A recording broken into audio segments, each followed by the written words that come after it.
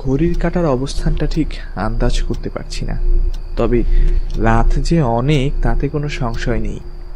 চারিদিক নিকষ কালো আধারের পর্দায় ছেয়ে আছে, সম্ভবত লোডশেডিং। আজকেই এসে উঠেছি এখানে।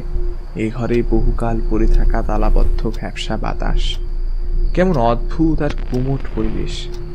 মনে হয় গোরস্থানের সবচেয়ে পুরনো যেই কবরটা তার ভেতর শুয়ে আছি।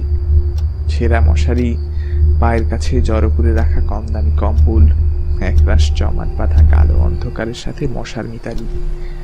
জানালার ফাঁক বলে সন্তর্পণে উঁকি দেয় দূরের একটা গাছ, তাল, তমাল বা বট, যে কোনো কিছুই হতে পারে।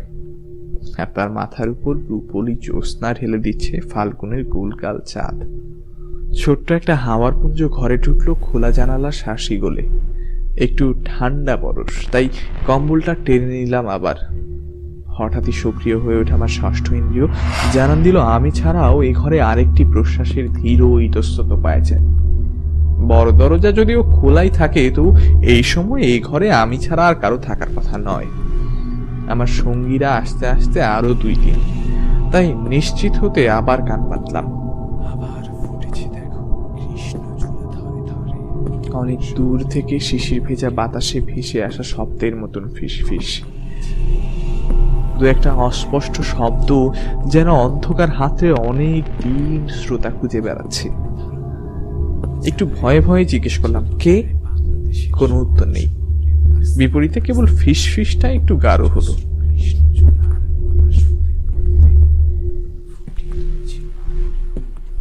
কে?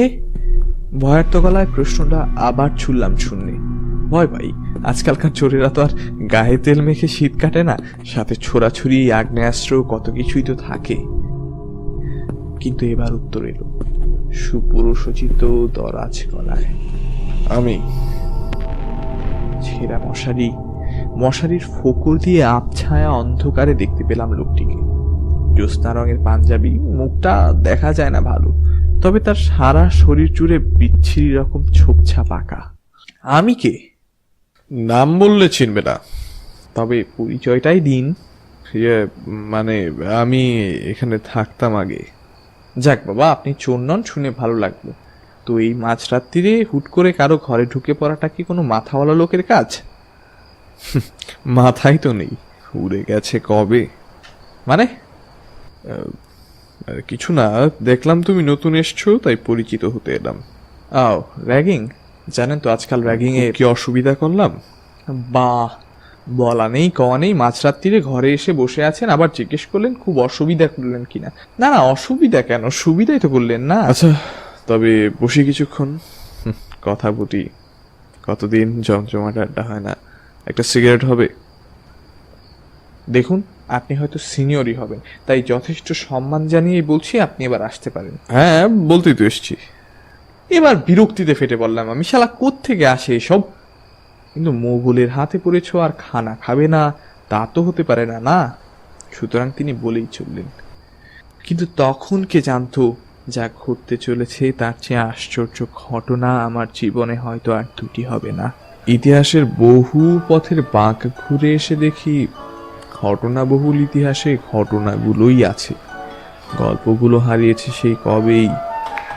এক বিকেলের গল্প বলি শোনো। তখন আমার কেবল ফাগুন, রক্তের উষ্ণতা ধমনীতে টের পাই। পাড়ায় পাড়ায় নাটক, ব্রতচারী নাচ, মুকুলের মাহফিল, কৃষ্ণচূড়া আর পলাশ ফুল, আর সবুজের সরগ্রাম। কলাপাতা সবুজ, ফিরোজা, গাঢ় সবুজ, নীল। তারই মধ্যে বছরের একটি দিনে রাস্তায় রাস্তায় উঠে আসে মুষ্টিবদ্ধ হাত। বাতাসের সোহাগে রাত এলো গুনো, কারা জানি ছাত্রাবাসে মারা গেছে, শোনো শোনো। তারপর গলি, ঘর, হ্যারিকেন আলো, মুহূর্তের মতো চুলে হাত বুলালো। বই মেলে থেমে গিয়ে হৃদয়ে আওয়াজে আর দিকে হার ভরা ছায়া কাপেল আছে।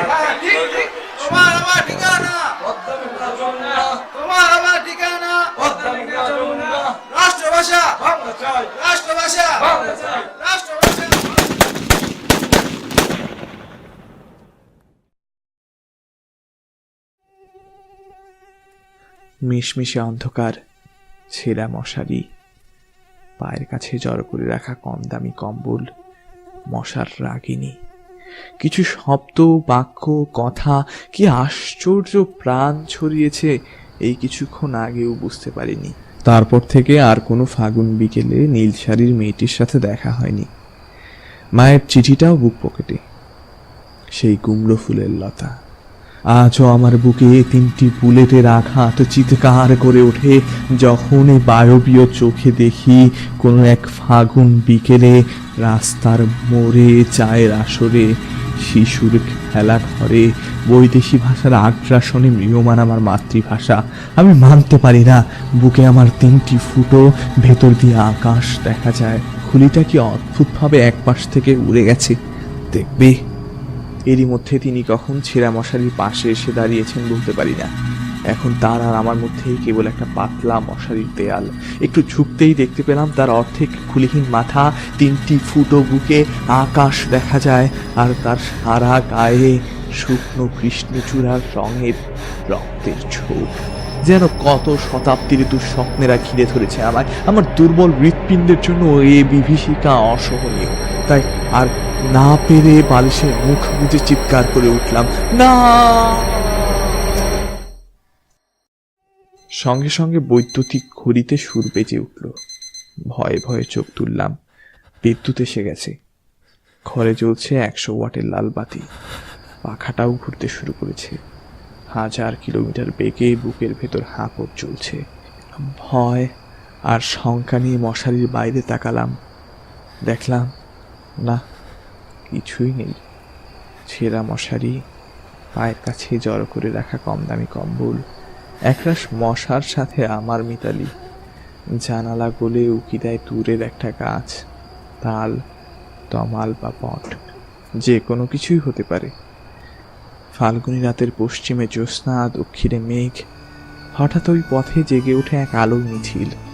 অস্পষ্টভাবে ভেসে আসে খুব পরিচিত একটা গানের সুর।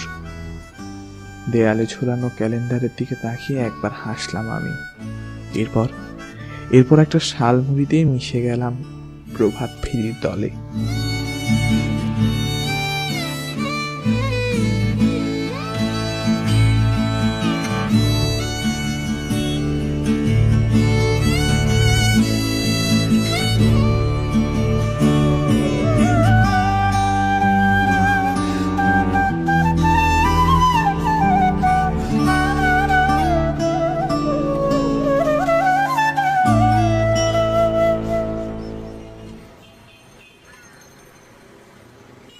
আমি কি ভুলিতে পারি